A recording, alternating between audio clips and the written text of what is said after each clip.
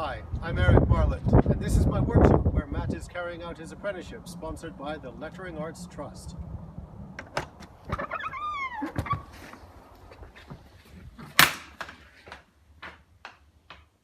So the starting point of any inscription and of Matt's apprenticeship education was at the drawing board.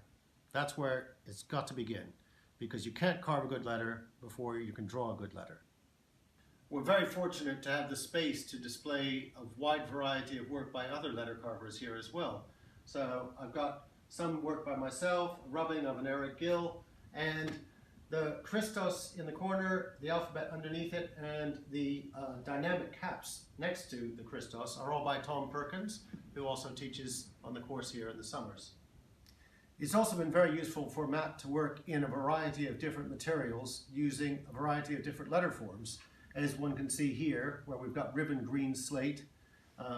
This is Portland stone, which Matt carved with raised lettering. And here we have an exhibition piece, which I did earlier, in a combination of a Roman rustic influence letter and caps. Here we have a piece of sandstone showing the historical development of the letter A from the Egyptian hieroglyph through to our modern lowercase a. And here is a piece that Matt is carving at the moment. This, which is a small commission, is pretty typical of the process that will happen when we're making a stone. This, the initials V and I, started off initially as traditional Roman caps.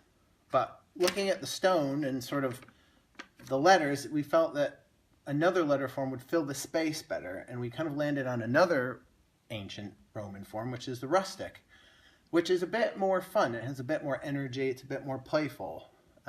So we did that instead, and that's what I've carved on this one.